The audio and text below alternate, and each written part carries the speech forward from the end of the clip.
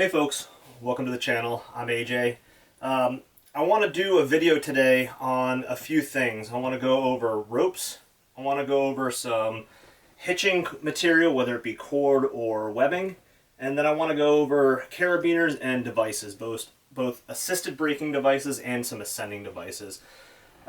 Looking on the internet and on YouTube, I've been seeing a lot of not debate, but a lot of conversation back and forth between dynamic ropes, static ropes, different ascension devices, people asking questions about shapes of carabiners. So I want to kind of clarify, give my perspective as a mountain guide and a saddle hunter, and just kind of give you all some information that I've got. So first we're going to go over ropes. I've got two different dynamic ropes here. Dynamic ropes are primarily used in climbing to catch a fall from a leader while falling, well, or if you're top roping, they're just there to catch the fall. They have what is known as both static and dynamic elongation.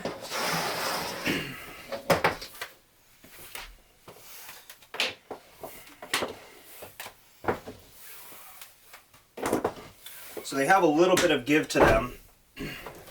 I'm not going to be able to stretch it. I can stretch it a little bit of stretch there. But it's more noticeable in the event of a dynamic fall, somebody falling from above a piece of protection or something like that. In our use, which is going to be getting up into the tree to get up to hunting height, I don't really like the use of a dynamic rope because it has that static and that dynamic elongation. For us, it's going to be that static elongation that we have. The rope manufacturer of this one is Sterling. It's a Nano 9. It's a 9mm rope. This one right here is Trango. It is also a 9mm rope. It looks a little bit thicker. That's just because it has a bigger sheath to core ratio on that one. I have my ropes coiled differently just so I can keep them separate between my static ropes and my dynamic ropes. So again, for our purposes of getting up into tree height, so hunting, and ascending the rope it's not ideal because you're losing a little bit of your efficiency as you're going up. I think it's something like a third of the efficiency depending on the rope and how much give that it has. I just created a rat's nest and I'm going to deal with that later. I don't feel like coiling it right now. I've got a different variety of static ropes here. I've got my two primary lines that I use when hunting. This one right here is my primary line, and this is my secondary. So this right here is a 10mm static line. This is just leftover that I had to cut off because I had a core shot. I was out hanging from a cliff, or hanging from the rope on a cliff, and this was running over the edge, and I didn't use an edge protection. So be careful when you're using a rope and always inspect your material. So you can kind of see here the core was coming out of there, and that was a little scary to get up to the top. One thing that I think is super important when it comes to the ropes that we're using is whether it's supple or not. So that being supple versus stiff. How does it feel in your hand? How does it move? This one moves pretty good, and this is again a 10mm static line. I know a lot of folks are climbing on those. Bit heavy for my preference, but works perfectly fine. So this moves really well through my hand. It doesn't have as much of a memory as a rope that's, say, a little bit stiffer, because it is a little bit more supple. You can move it through real quick. And again, that's a 10mm static line. Now moving over, the ropes that I use predominantly for hunting are, they're both 9mm ropes. One's an 8mm rope, one's a 9mm rope. This is the 9mm C4. It's a little bit stiffer than the other one.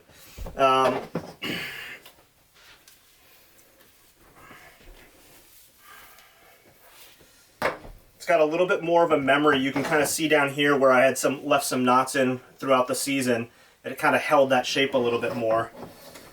And even moving it through my hand, it moves smooth, but it's not as supple as the other one is. Another way that you can kind of see that is the way that they bend. The 10 mil comes a little bit closer. That means it's not as stiff. It doesn't hold that memory as much.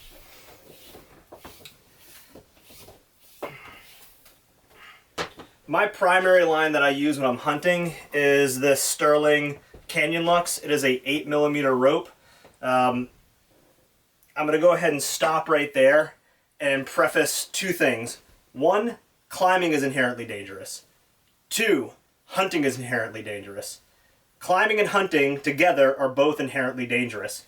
Also, manufacturers have specific recommendations for rope sizes on their devices. Take it within your comfort level, whether you work within those limits or or outside of those limits. I use this rope with a device outside of the manufacturer's limits. I'm comfortable with that. I know what I'm doing. I'm okay with that, and I'm safe. I back myself up. With that being said, this rope, to me, is a lot nicer than the C4. What I do like about the C4 is the C4 has more water resistant than this Canyon Lux rope. But the way that this rope feels in my hand when I'm climbing on it, everything, it's just smooth. It's nice. The weave is nice and tight compared to the weave on the Canyon Lux. It's a little bit rougher, and you can kind of see the difference here. And I'll spread them out and then let them just droop. Falls in nice in line. A little bit more supple of a rope. Another line that I tried to climb on for a little bit, it's a static line, but I haven't been able to quite figure out the best device to use with this because it's well outside of the manufacturer's specifications, is the Sterling TRC, or Tactical Rappel cord. This is a 6mm cord. What I do use this for is on my saddle that I use this for my bridge line. It doesn't have the rating or anything on here, but this is the cord that the military is using. I believe some rescuers are using it. It's a 6mm, it's a static line, and you can see here I've got it for my bridge line with a 3mm prusik.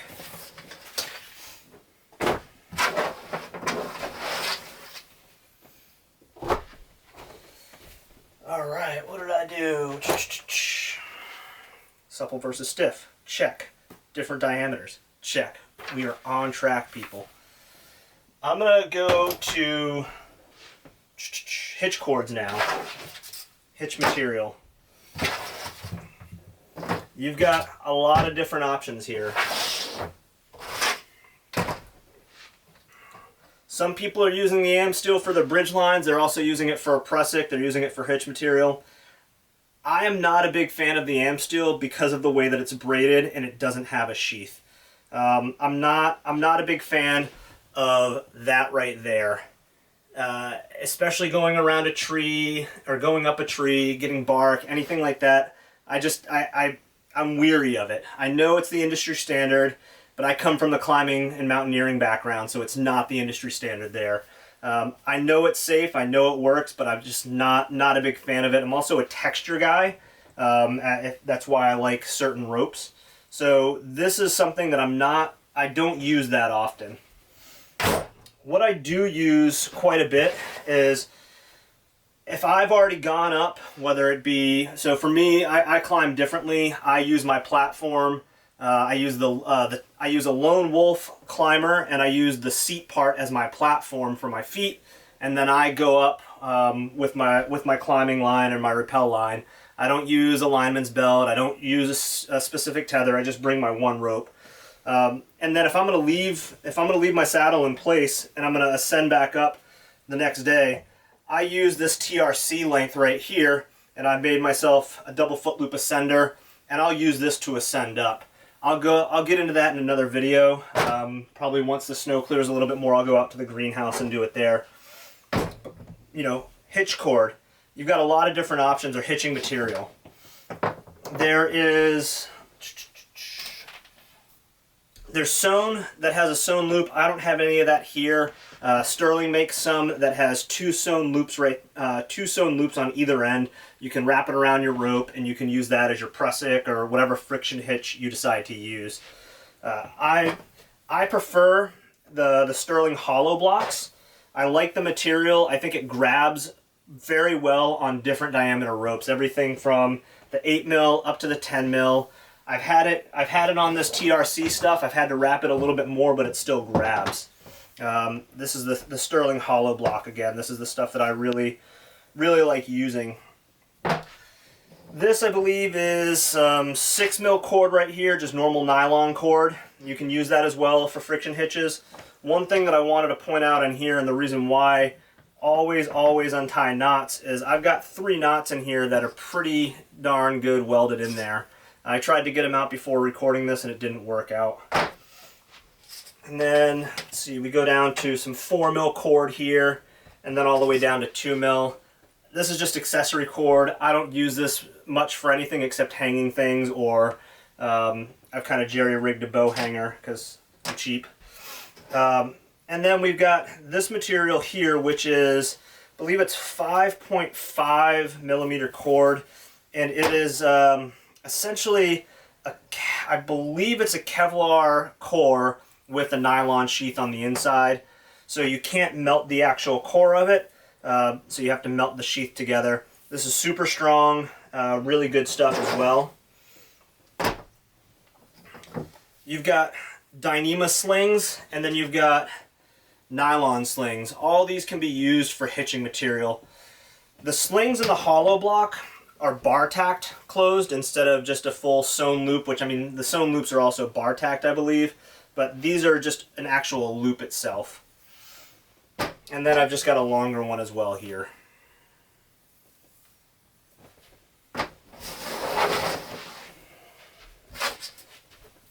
Bam.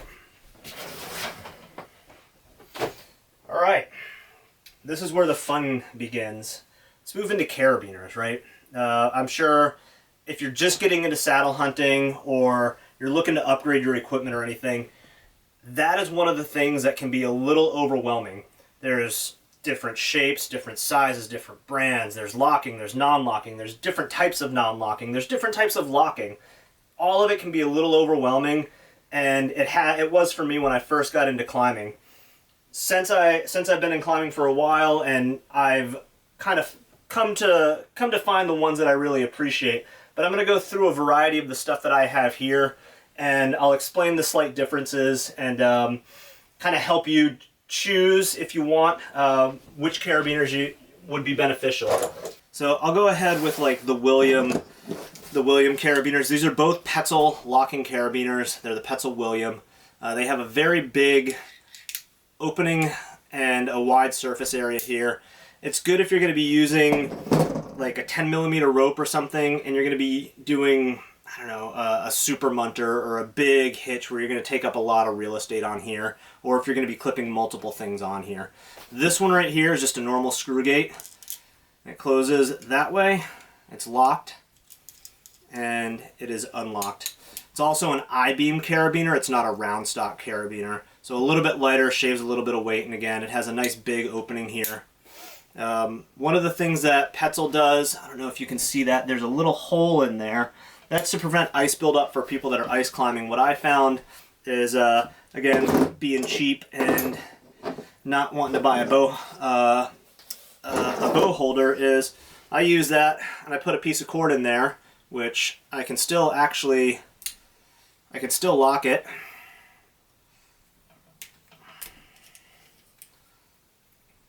It's not fully, the red's not fully there, but it's still locked. And then when I'm up at hunting height,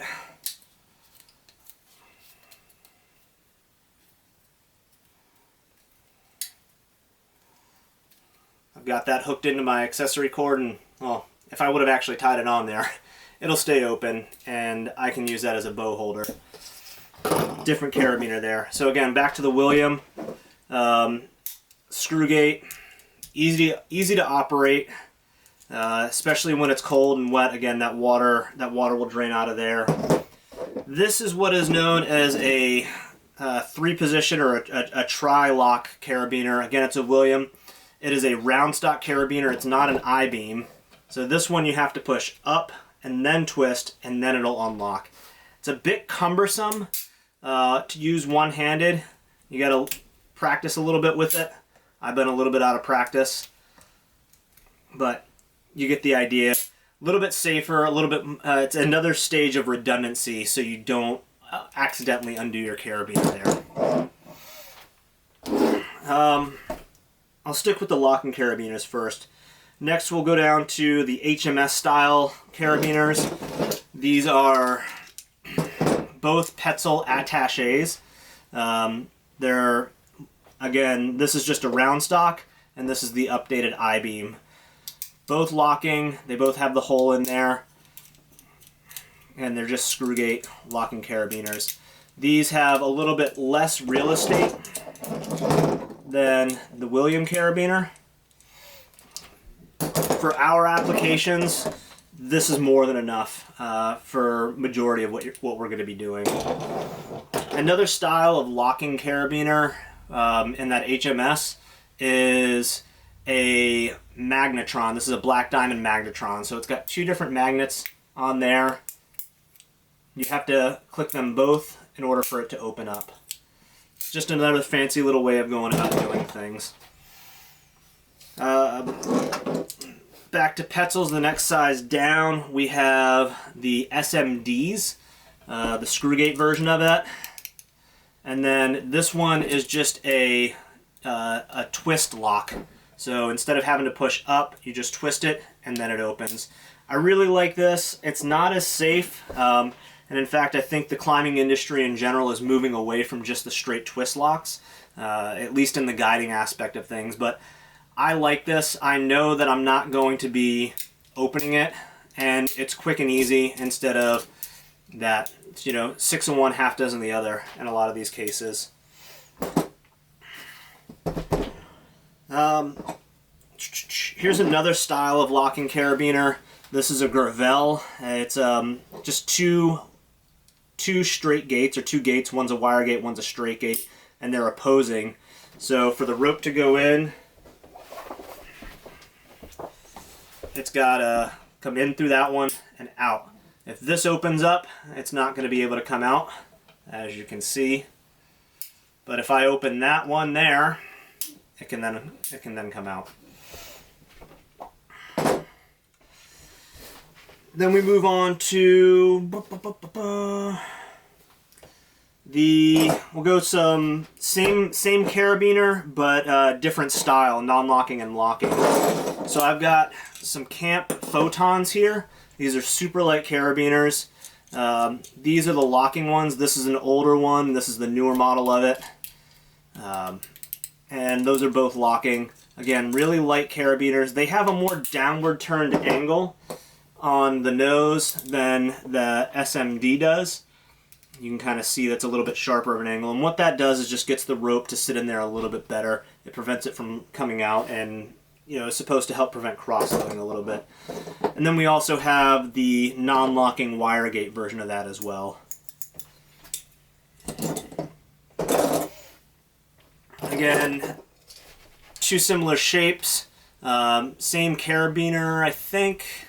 No, one's a black diamond, one's a Petzl, but two similar shapes, the oval or D style carabiner, locking and non-locking. Again, I have this accessory cord in here just to use as a bow hanger for now until I actually stop being cheap. Onto a couple of locking, and then I'll get into the specialty carabiners that I have here. These are the DMM trads. They are not super applicable. In ours, there's not a really big reason to go with this over any other one. I just wanted to give you an idea over shape. Again, the steeper angle, keeping the rope in there. This is, if you're clipping a rope into this, it just makes it a little bit easier to get the rope in there if you're actually climbing. Petzl Ange carabiner, again, a steeper angle as well, about the same steepness as the trad. And this has just a single wire locking gate, and then the hole is in the nose to get, again, allow for that water drainage. Some of the specialty carabiners that I have are, this is the DMM Rhino, I believe it's called. Don't quote me on that. It's a twist lock, or it's a tri-lock. It's an up, twist, and open. but it's also got a gate here. For our purposes, if you wanted to prevent cross-loading of your belay device or your ropeman or your ascension device, whatever you're going to use to connect to your tether, if you didn't want the potential of the carabiner flipping around on that side this way, you could go with something like this. Black Diamond makes some. I believe Petzl makes some as well. Most manufacturers are making a carabiner similar to this style now. So this you would clip your bridge line in, and then clip that through there, and then you would put that device, whether it's your belay device, whether it's going to be your assisted braking device or your ascending device, whatever you're using to connect yourself to your tether, that would go in here. Even if you're just using hitches, that would then go into this section. And then you're not going to actually be able to rotate around and cross-load the carabiner. I'll move on to these fancy ones that I've never even used, because, yeah, they're just a little weird. I know this isn't a carabiner, but it's a quick link. This is a triangle quick link. I bought this because I was thinking of ways that I could hook my rappel line, my tether, my rappel line, onto the tree in an easy way and be able to retrieve it down. Haven't used it. Don't think that I'm going to. This is rated for 350 kilograms. It's not, I'm not going to put that amount of force on it, but it's not what I'm about. It's just a little too cumbersome. I have to unscrew it quite a bit to make sure that I'm good. Same thing with this triangle locking trapezoid carabiner here. This is a twist lock. This does have a good rating on it. It's 20 kilonewtons. Most of these other carabiners are anywhere from like 25 to 22 kilonewtons for the climbing ones. That's kind of a standard industry in that. The ones that I do use, and again, remember my disclaimer that I said earlier, I use these little guys right here on my tether, my rappel line. I tie an overhand knot. Get my tag in here.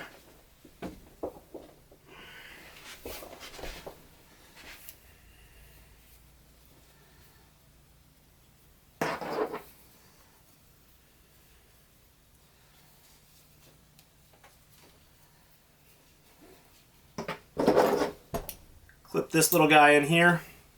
I throw this around the tree. Clip in. I lock it in. And that's how I'm going up the tree. This is hitched around the tree, and I'm going up that way. I haven't had any issues with it this past season. These carabiners are Gravels. They are rated for 780 kilograms. That's the max load. I'm a $185 right now. I'm a little heavy since I just got back from Texas and ate some really good southern food. And the static load that I'm applying to this carabiner, it does not come anywhere close to 780 kilograms. I am 100% confident that this is safe enough for me to use. Again, do what you feel safe with, do how you want to do, but this is what I use. I go fast and light. That's my big thing. I've got a lot of injuries, so the less weight that I can carry out into the woods means the heavier deer I don't mind shooting and dragging back, and the longer I can actually do this stuff for. Moving on from carabiners, let's go to ascending devices. A lot of you all are using more ascending devices to connect yourself to your tether, so let's start there. Most of you are familiar with the Ropeman 1 and the Ropeman 2. I don't have either one of those. I used to have a Ropeman and then I got rid of it.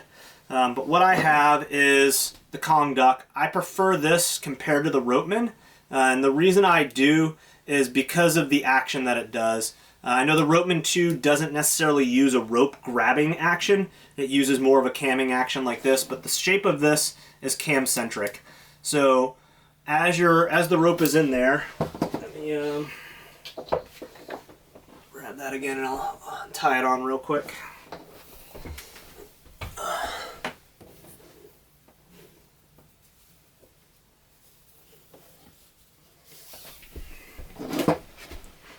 So you put the rope in, and as you go up, it allows that space to move, and then as you come down, let me get it in the camera there. As you come down, it's the camming action that's pinching the rope in there. It's not teeth that are biting into the sheath. That's different to, I believe the Ropeman 1 used teeth. There's another little thing by Petzl. This is a Tiblock. You can see the teeth in there. So when that is connected into the rope,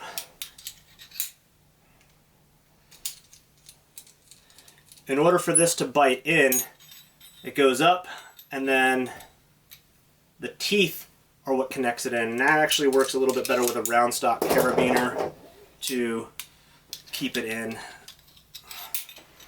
tighter. So up, and then that bites into the rope. It's the teeth that are actually grabbing in there into the sheath itself. That is the same thing with just a normal ascender. Both Black Diamond, Petzl, they have different forms of teeth instead of a camming action. So that's why I prefer the Kong duck. There are a few different other ascending devices. You can use hitches if you want.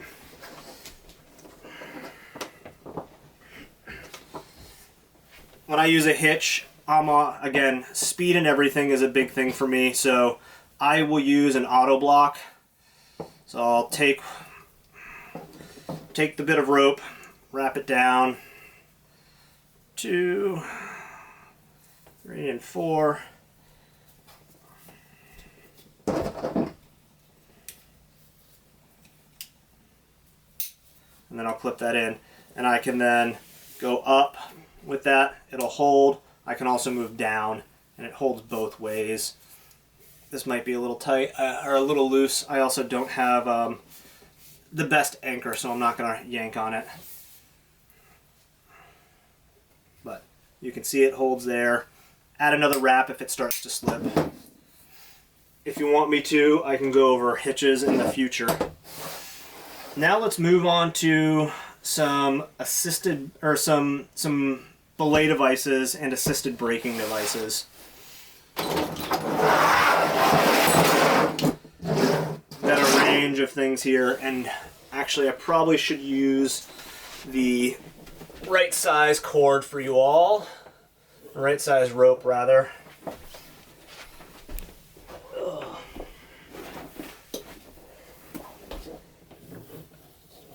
Go with the 9mm. That way everything is within the specifications of the manufacturer for the demonstration purposes.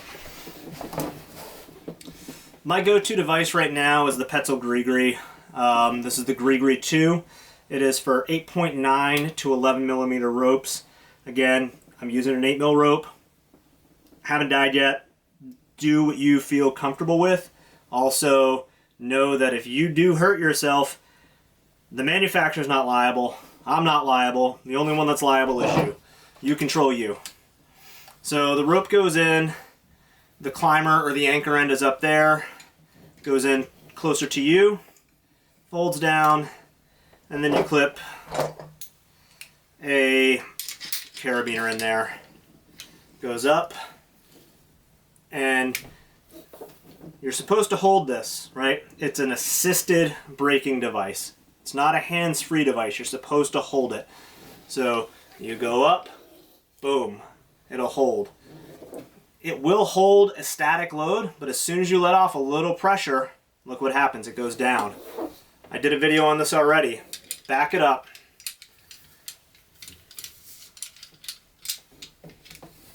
This way, if it does start to slip down, what will catch is the knot will jam in the device and that will hold it. That's how you can go hands-free. That's how you can hunt with it. That's what I've done all this past season.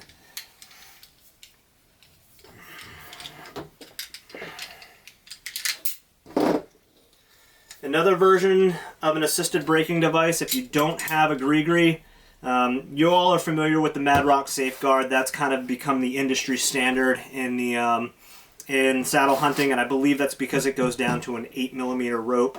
I haven't gotten my hands on that because, as most people have seen last year, those were pretty well sold out. Another version that's a little bit heavier, actually quite a bit heavier, is the Belay Birdie, and this is rated from 8.5 to 10.5 millimeter rope. Very similar. You have the climber end, or in our case the anchor end, the end that goes up to the top closest to your bridge line, and then you feed the rope underneath and through. Put a carabiner in there.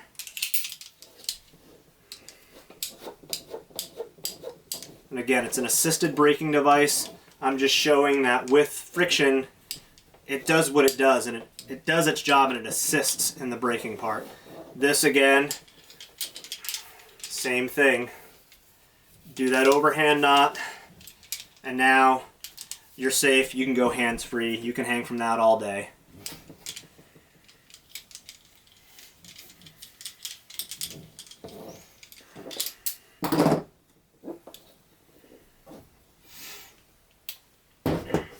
Another assisted braking device is this is the Mammut Alpine Smart. They make a single tube version of it known as the Mammut Smart. I prefer this just because I'm an alpine climber and a mountaineer, so I need the spot for 2 ropes. This goes in, clip through both of them, lock it, and the way that this assists in the braking is it actually slides the device there and narrows in and pinches the rope a little bit more, provides more friction. To release this one, the thumb comes up and releases it and moves it back. You can rappel that way. Again, with the other assisted braking devices, sorry for the light movement. I've got my light hung up on the rope. Again, a simple overhand knot with this one, and you can hang from this all day.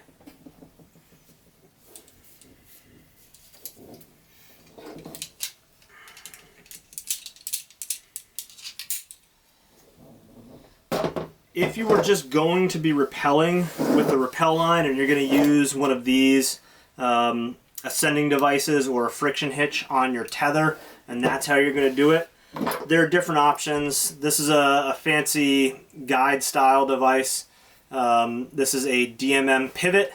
It is it's also an ATC or air traffic controller, I believe is Black Diamond's version of it. But it's just a tube style belay device. The rope, very similar to those braking devices, goes in here, clips in. This one, on the other hand, is not assisted at all. You have to brake. You have to hold the rope down here in order for that those angles to be created and there to be the friction in the system. I'm not going to go over how to go hands-free with that. You can do an overhand. It's not recommended. There's a few steps that are just outside of the scope of saddle hunting to really go over. Another one is, this is a Kong Gigi. This is just, again, a lightweight tube style device. It doesn't have the little retainer hole. Goes in, clips in. What I would then do is I would then clip this onto my bridge line as well, just to hold it in place and prevent it from going up the rope. But it works in the same way. You get the friction on there and it just creates those bends to provide enough friction for your hand to slow you down in the rappel.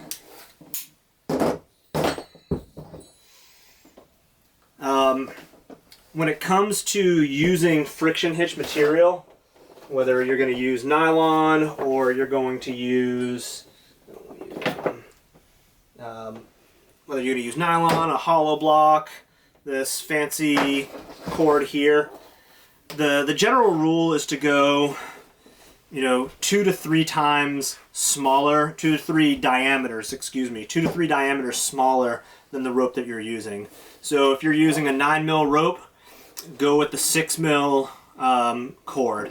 What I do like about the hollow block is it has a good range of diameters that you can use. So, for instance,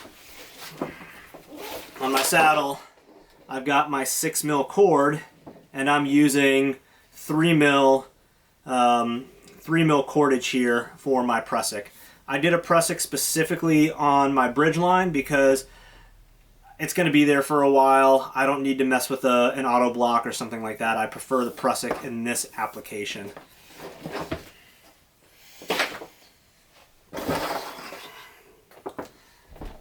I think that's all that I got right now.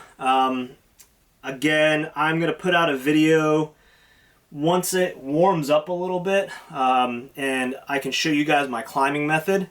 And yeah, any questions, leave them in the comments below. I will more than happy to answer them, whether it's in the comments or if I just put out another video. I know the season's over across most of the country. I think there's still a few southern states that are out there. So you folks who are still out hunting right now, get after it. Have fun, good luck, and let's all stay safe out there.